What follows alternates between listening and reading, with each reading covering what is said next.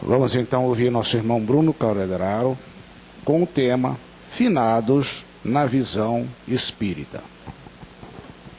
A recreação, eu estava esquecendo, está a cargo de nossa irmã Letícia. As crianças até 10 anos que queiram comparecer, nossa irmãzinha está lá no pé da escada. Então vamos ouvir então nosso irmão Bruno Calderaro com o tema Finados na Visão Espírita. Meus prezados irmãos, muito boa noite. Em primeiro lugar, gostaria de falar da satisfação de estar aqui na sexta-feira. Eu sempre aproveito esse momento para agradecer aos irmãos e pedir desculpas que às vezes eu tenho uma tarefa, especialmente na segunda-feira, de distribuir para os demais irmãos as que eu chamo de boletas. Então, às vezes, é minha função isso. Então, eu fico sentado naquela cadeira lá, vejo, por exemplo, já sei mais ou menos onde senta. A Eliane sempre se senta ali, aí eu vou lá, entrego a boleta a ela. Isso, às vezes, pode incomodar. Então, faz parte da minha função, né? E também um outro detalhe é como eu tenho um vício de profissão. Toda profissão tem um vício, né? A minha é de andar, porque como eu trabalhei com adolescentes 40 anos, e você trabalhar com pessoas que têm 14 milhões de neurônios na cabeça, você não pode ficar muito parado, você tem que correr para poder o serviço andar direito, né, cara? Senão o serviço não anda. Então, eu ainda carrego esse defeito, é um vício profissional, né? Por mais que você queira, Maria Helena não tem tanto, né? E você tem a mesma profissão que eu tenho, né? Mas então, entrando no nosso assunto, nós, quando fomos convidados para esse assunto, nós imaginamos como que o espírita tem uma visão do finados. Então, nós dividimos o nosso trabalho até 20 para as 9, mais ou menos, não é isso? Em alguns tópicos. Primeiro, nós fomos buscar o embasamento doutrinário. O que diz a nossa doutrina para esse tema? Depois, nós vimos a questão de culto aos familiares desencarnados, que isso é muito forte, é muito comum. E nós vamos ver se isso é da nossa cultura. Então eu denominei de herança histórica e cultural. E vamos colocar, também nominar alguns cemitérios e alguns mortos famosos, né? E nós temos uma conclusão com um texto que normalmente nós vamos terminar com um texto que normalmente nós lemos quando alguém nos convida para fazer a prece quando desencarna um espírita. Então, meus irmãos, o finados, será que o espiritismo, como outras doutrinas, tem essa cultura, vamos chamar esse hábito, de alguma maneira memorizar, homenagear os mortos? E essas coisas estão um pouco ligadas ao medo. Porque o desconhecido é um problema, né? Aí a gente, então, tem que homenagear para ficar bem, né? Então, nós vamos procurando no Livro dos Espíritos a pergunta 329, que fala um pouco disso. A pergunta 329, o Kardec perguntou aos espíritos: o espírito daquele que acaba de morrer assiste às reuniões... o respeito instintivo, olha só aqui, uma coisa forte, não é da razão, é do instinto. Olha só como Kardec perguntou com muita inteligência. O respeito instintivo do homem pelos mortos em todos os tempos e entre todos os povos, essa relação, né, vida e morte, é um efeito da intuição da existência futura? Uma pergunta muito bem formulada, eu vou repetir. O respeito instintivo do homem pelos mortos, em todos os tempos, entre todos os povos, é um efeito da intuição da existência futura? E os espíritos responderam: é a sua consequência natural. Sem ela, esse respeito não teria sentido. Então, essa relação, na opinião dos espíritos, para Kardec, na pergunta 329, que é o capítulo 6, a vida espírita, é algo assim uma consequência natural. É por isso que nós vamos ver daqui a pouquinho, daqui a pouco, assim, uma série de manifestações da cultura, né? E nós vamos encontrar uma coisa muito interessante, que é um tema que a gente tem que estudar muito, que está no Evangelho segundo o Espiritismo, no capítulo 23, no item 7 e 8, no meu livro, que é a tradução do Herculano Pires, que é a tradução que eu gosto muito. A tradução do Herculano é uma tradução fácil. É na página 274 do meu livro. 274, só um instantinho.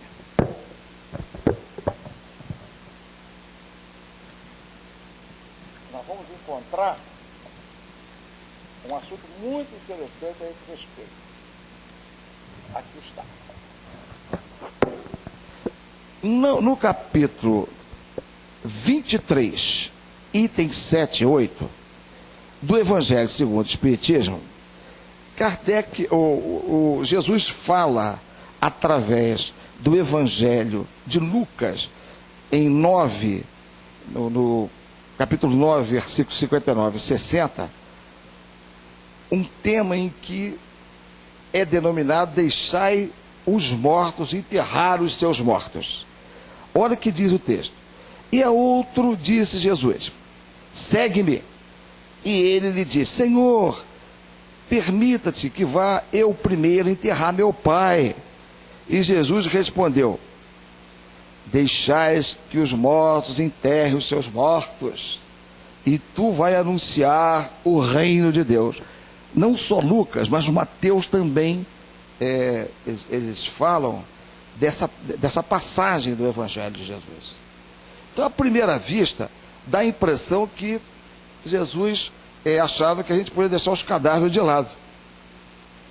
Imaginem se nós não devemos deixar o cadáver sem sepultura, né? É claro que nós temos que enterrar os nossos mortos. Mas o que Jesus, ele, todo momento do seu ministério, todo momento da sua pedagogia, Jesus usou tudo para ensinar. E os ensinos de Jesus são da eternidade. É por isso que, na explicação espírita, claro que a vida espiritual é realmente a verdadeira vida.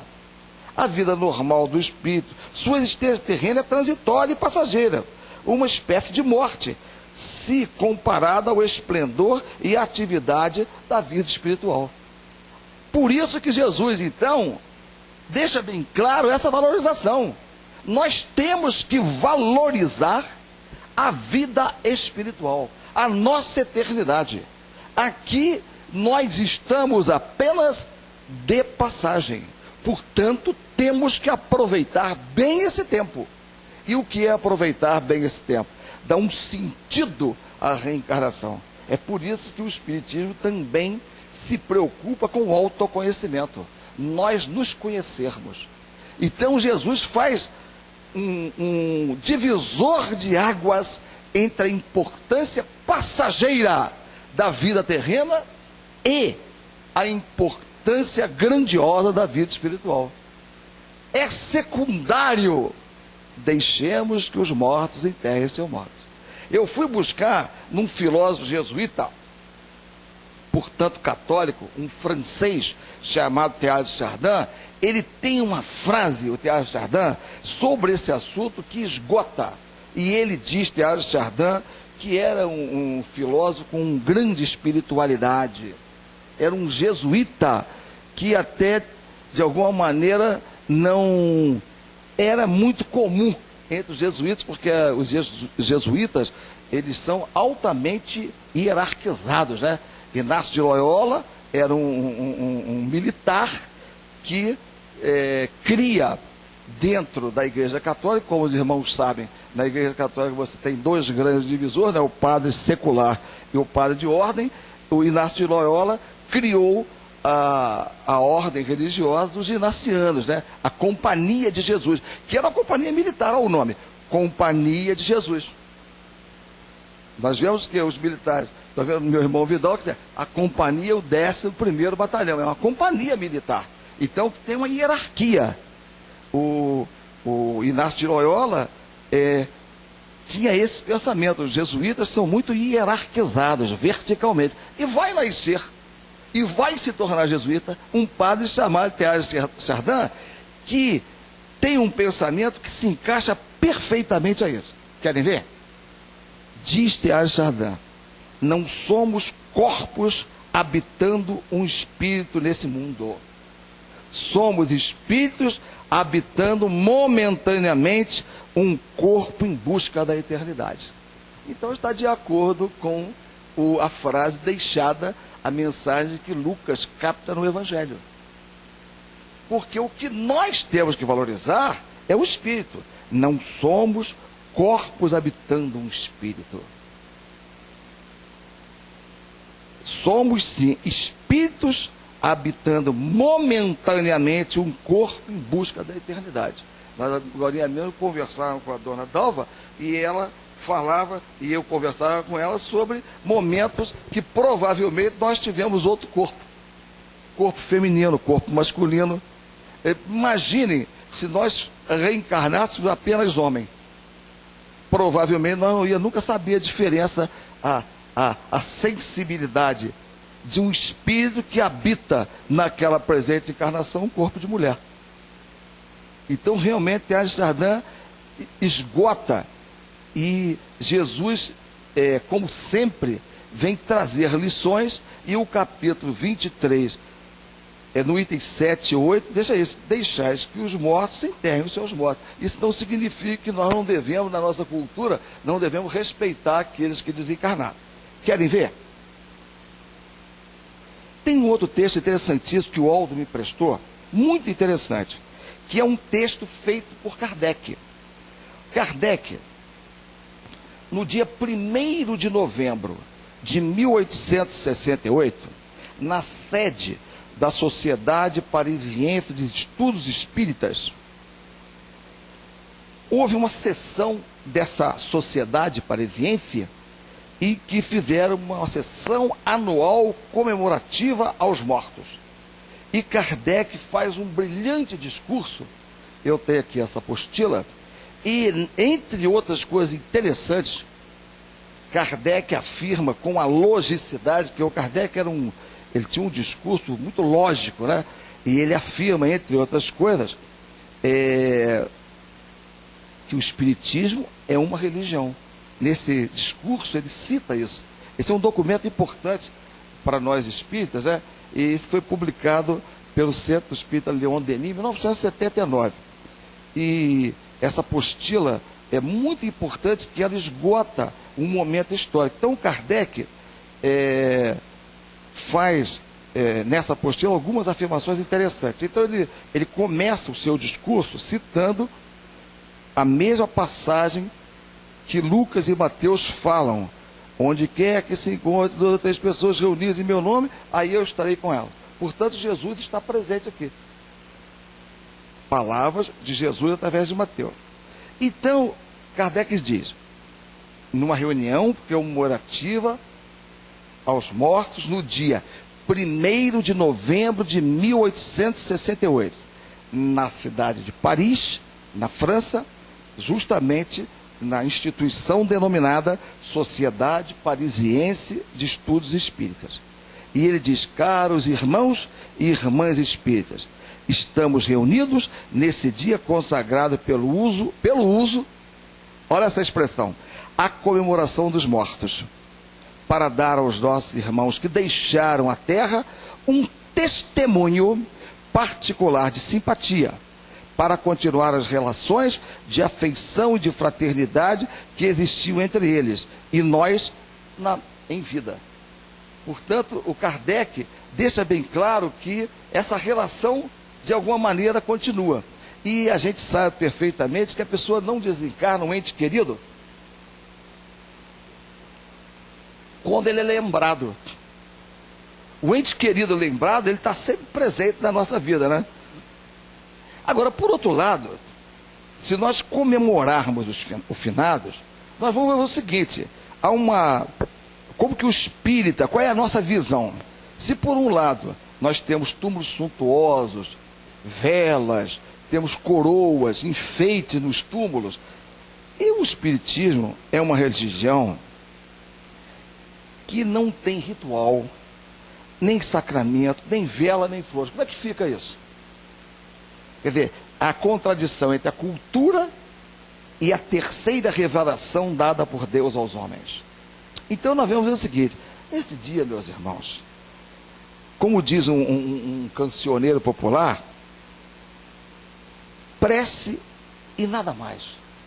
No máximo uma fita amarela gravada com o nome dela, quando a gente está tão apaixonado. E me fez até lembrar uma canção do Nelson do Cavaquinho, que era um poeta, né? Um poeta popular, né? Tão descrito num rio tão belo, né? Quando ele diz assim, que sei que amanhã, quando eu morrer, os meus amigos vão dizer que eu tinha um bom coração. Parece que eu estou vendo Nelson Cavaquinho cantar isso. Vão até me homenagear, fazendo de ouro um violão. Mas, quando eu me chamar saudade, não preciso de vaidades. Quero prece e nada mais. Isso é que importa. Termos na memória dos nossos antepassados um sentimento de alegria. Sabermos que nesse mundo de provas e expiação, todos nós temos defeitos e virtudes. Saber que os nossos entes queridos eram simples seres humanos que erraram. E daí? Errei sim, confesso, manchei o teu nome. Não há problema. Você também teve qualidades. E a gente tem sempre que lembrar das boas qualidades dos nossos entes queridos. E aí, a gente vai vivendo, porque também um dia nós vamos chegar lá. Se nós cultivarmos o bem, a simpatia, o bem-estar, provavelmente nossos filhos terão a mesma imagem de nós outros. Querem ver? Nós sabemos que, por outro lado, esse choque cultural entre uma religião moderna, uma religião que é a terceira revelação, o Consolador prometido, que joga por terra toda a pompa, todo o orgulho, toda a vaidade, não vai pactuar com os grandes ornamentos e os grandes cultos do poder. Mas a doutrina, por outro lado, não proíbe nada. Então você pode fazer. Porque ela nos dá a maior interpretação da bondade de Deus, que é o livre-arbítrio. Se nós pudéssemos dizer assim, o que Deus nos deu de bom? Como que o Espiritismo explica que Deus é bom? Porque Ele nos ensina que nós somos livres para pensar, fazermos o que quisermos. O nosso livre-arbítrio. Nosso livre-arbítrio é que determina o nosso caminhar. Eu vou usar o livre-arbítrio de uma maneira positiva ou negativa, o problema é meu. É o livre-arbítrio que determina o nosso caminhar. Somos responsáveis pelos nossos próprios atos. Somos responsáveis pelos próximos atos. Se nós quisermos ir ao cemitério, ótimo, não tem nenhum problema. Agora, agora nós temos que ter a convicção, a certeza que o Espiritismo não tem ritual. Então nós devemos ir ao cemitério sem muito alarde. Querem ver? Eu conheço o caso de uma mãe que ela perdeu o pai depois de longo sofrimento ou enfermidade. Desses desencarnes assim, doloridos, né? Às vezes o cara desencarna, pô, tem um infarto do miocárdio, pô. Mas outra vez fica na cama, aquele câncer corroendo, né? E essa filha lamentou muito, e ela chorava muito, mas ela tinha que fazer duas coisas apenas depois que o pai desencarnou. Era um desencarne recente. A primeira medida dela, a curto prazo, era relacionar os remédios com validade. Sempre doente que fica muito tempo na cama, fica uma porção de remédio, né?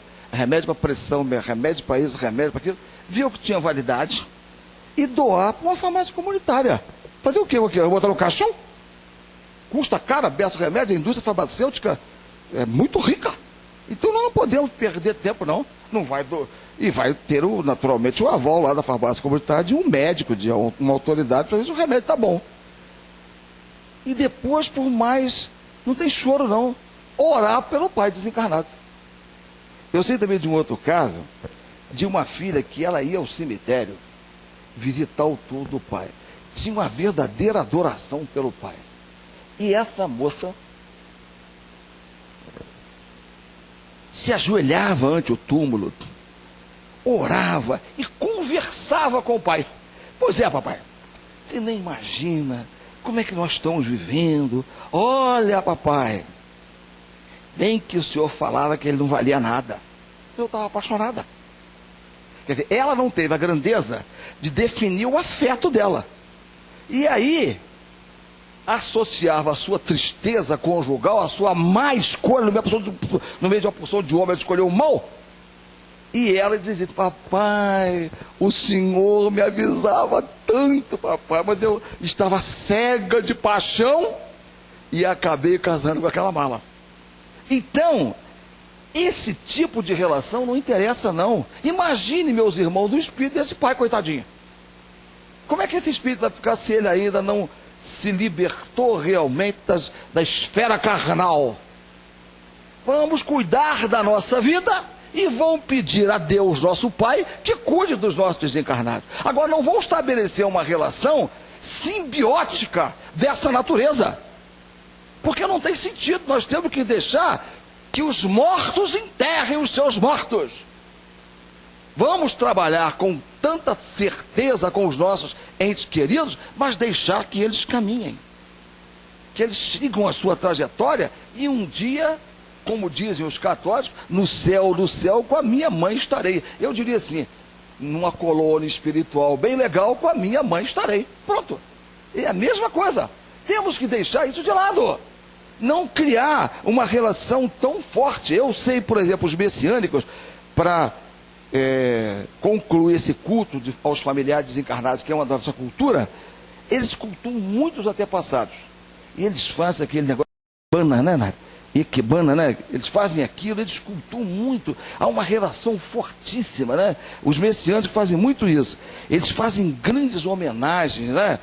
Lá no Paraná, eles fazem grandes homenagens aos desencarnados, né? Mas tudo isso, meus irmãos, vai dar tempo desses 10 minutos, a gente tem que ver que isso tem uma forte herança cultural histórica.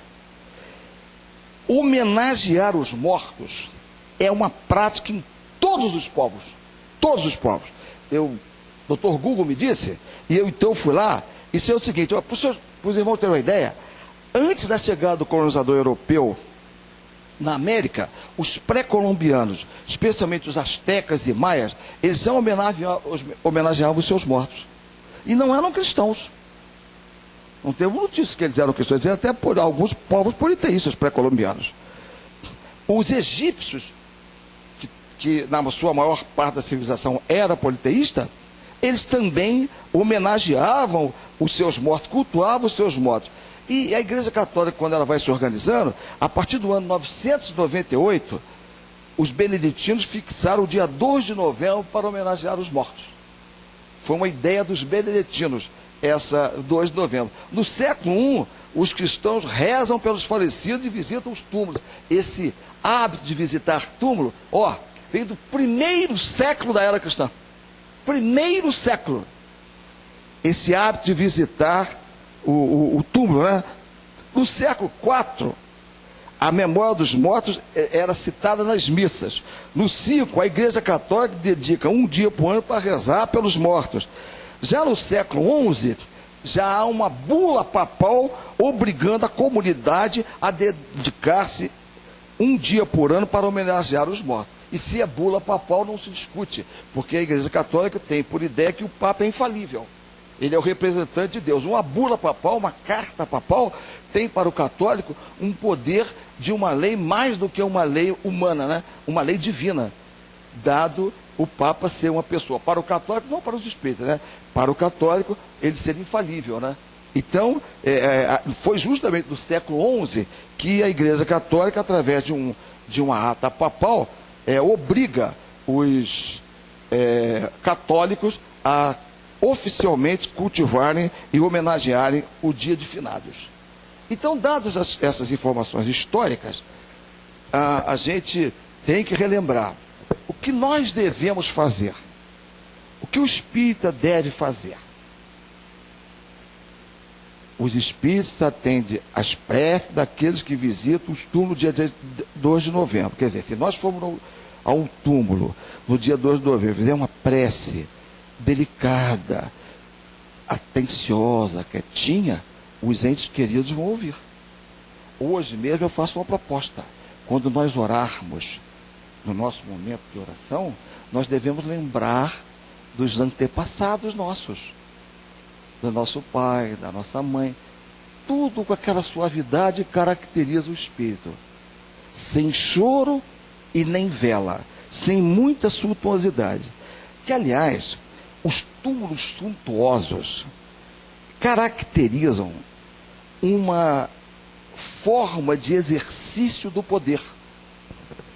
Um túmulo muito suntuoso significa que em vida aquela família era dominadora, era poderosa. Você designava o poder de alguém da comunidade pelo túmulo dele. Aliás, quem gosta de história, você visitar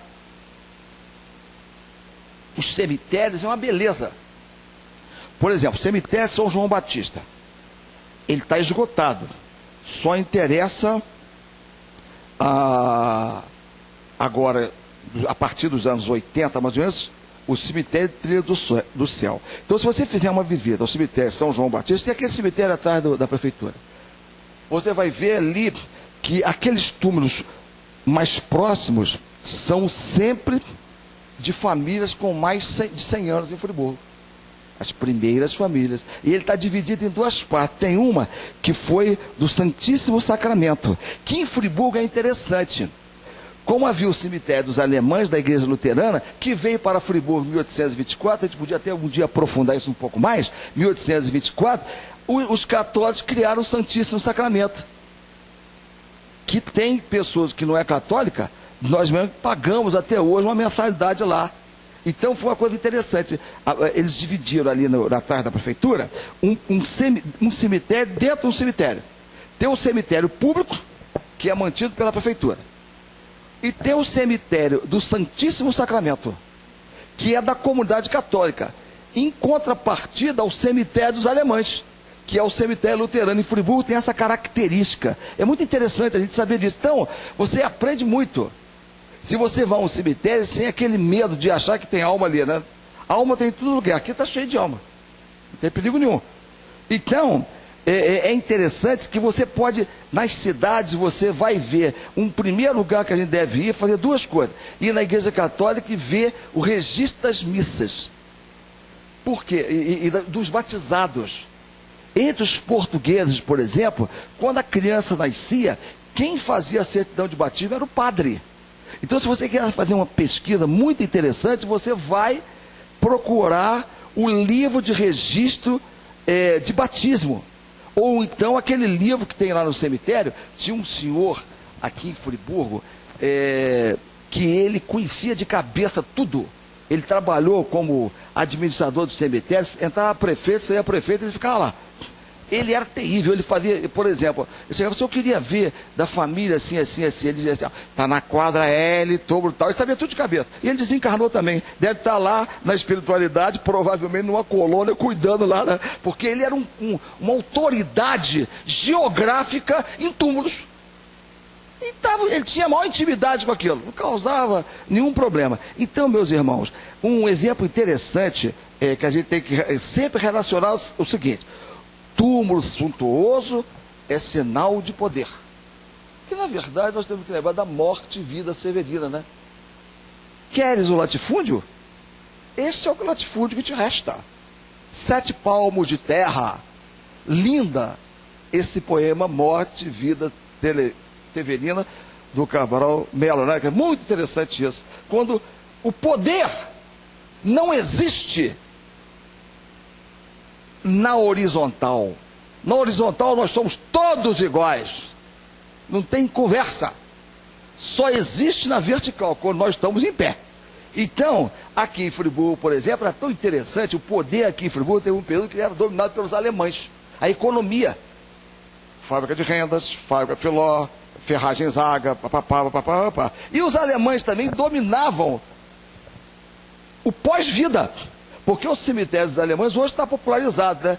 E eu tinha até um conhecido que cobrava, a função dele era pagar ao coveiro.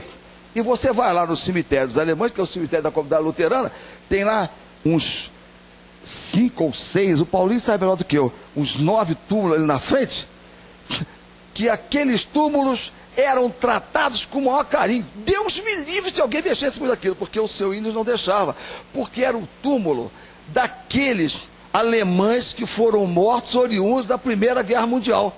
Eram cultuados ali muito, e eu ficava espantado com aquilo. Será que esse pessoal, além de dominar a economia de Friburgo, domina também o pós-vida? Era tão interessante, a gente era garoto, mas não era burro, né? Então você ficava imaginando como é que era aquilo, né? Então, vê que não tem nada a ver. Hoje em dia acabou tudo isso. Graças a Deus, nós somos dominados pela indústria da lingerie. Então mudou. A cidade mudou, o domínio é outro, não tem problema nenhum. Então a gente tem que continuar a não ter nenhum domínio, nem na vida, nem no pós-vida, né? E finalmente, meus irmãos, eu queria citar para os irmãos os cemitérios, os túmulos famosos. Primeiro, finados. O significado da palavra, que eu já ia esquecendo, é findados, acabados, mortos, falecidos. Por isso a palavra finados vem de findados. E no Brasil, especialmente no Rio, eu citei alguns túmulos famosos, né? Noel Rosa, Clara Nunes, Cazuza, Tim Maia, Emilinha Borba, e certamente agora é Hebe Camargo. Deve estar cotadíssima, com aquele jeitão bonito, aquele cabelo louro, né? Como andará o cabelo dela, Hebe Camargo, né? Porque cabelo, segundo a medicina, custa muito, né? Então, e ela tão bonita, né? Ela cantava tão bem, né? Que Deus a tenha. E aquela mulher teve um bom desencarne. Porque ela desencarnou numa boa, todo mundo fez homenagem a ela. Não é uma coisa boa? É uma coisa boa. E ela está sendo provavelmente homenageada. E tem também os cemitérios famosos, né? Por exemplo, tem o La Recoleta, em Buenos Aires, onde está Evita. Aquilo ali é um centro de turismo incrível, né? E os cemitérios lá nesse La Recoleta são cemitérios com umas passarelas, quem conhece aquilo, umas passarelas pequenininhas, né? Ela é pequenininha. E você tem aquela porção, tem o Carlos Gardel, né? E a Evita é cotadíssima, né? E tem também o cemitério de Arlington, onde está nada mais, nada menos do que John Kennedy, famosíssimo, né? Então, John Kennedy, com todo o poder material que ele teve, está onde? No cemitério de Arlington. Acabou. E tem também o cemitério Père Lachaise, né? Em Paris, na França, onde está Molière, Chopin, Oscar Wilde e o nosso Allan Kardec, que é cotadíssimo. O túmulo de Kardec é muito visitado. Eu tenho até um conhecido que ele foi à França e foi de carro. Então ele saiu do Canal da Mancha, ali de Saint-Michel, que é o norte da França, e veio descendo de carro. Veio descendo até a fronteira ali com a Espanha. A última cidade da França é Pau. Então, e vinha com o mapa, né? E o cara era espírita e tal, e ele falou, puxa, eu tenho que ver o túmulo do Kardec. E se o Kardec eu tenho que ir lá e tal. E o camarada não conhecia a geografia, porque ele estava pensando que Kardec estava enterrado em Lyon. E Lyon está a 466 quilômetros de Paris. Então, quando você for à França e quiser visitar o túmulo de Kardec, atente para a geografia. Kardec está enterrado no cemitério Père Lachaise, na cidade de Paris. Ele nasceu em Lyon, aí faz a maior confusão. Então eu estou até querendo lembrar, porque graças a Deus os espíritos estão muito bem, porque são muito organizados e devem estar bem. Nós somos uma religião de classe média. O IBGE já cansou de nos dizer isso, então já sabe. O dia que fizer uma excursão a Paris, não cometam o engano que o meu amigo cometeu. E bateu com a cara na porta, né? Porque ficou procurando em Lyon, a 466 quilômetros de Paris, o túmulo de Kardec. Então, não vão fazer isso. Meus irmãos, eu quis deixar, terminando, que a gente não fizesse do final uma coisa pesada. Por isso que eu me lembrei da história do Túlio do Kardec. Quando desencarna uma pessoa que é espírita, e o Elicis me ensinou isso, tem sempre alguém que fala, você pode fazer uma prece, a gente vai lá e faz uma prece. Uma boa dica é rezar o Pai Nosso, porque é universal. Agora é ruim quando tem aquela tia que veio do Rio e transformou-se em evangélica. Aí pede para fazer, aí dá uma maior confusão. Então a gente até tem que evitar. Se por acaso você for convidado para fazer uma prece, no dia que morreu alguém da nossa comunidade, você passa. Mas dê preferência para os católicos e evangélicos, para provar que nós somos educados. Para ter uma sintonia sempre boa. É muito comum na nossa comunidade ter aquele sujeito que quer fazer uma prece natural. Aí tem sempre aquela tia do Rio que se transformou evangélico, é católico, empedernido e adorava o falecido. E não pode perguntar ao falecido, porque ele está lá, coitadinho, quietinho no caixão, não vai perguntar. E se perguntar e ele responder, não fica um. Ó, vai todo mundo embora. Então é bom a gente se prevenir. A gente, então, o que, é que deve fazer? Ah, não, minha irmãzinha, o pastor está aqui, está ótimo. Deixa o pastor fazer a prece. A gente vai num canto e ora pelo nosso falecido. E eu não vai dar tempo, eu dizia para os irmãos, já terminamos a hora, hora é hora, tem um bom texto do Vitor Hugo chamado Partida de Chegadas, né? Que eu e a Nária temos colecionado.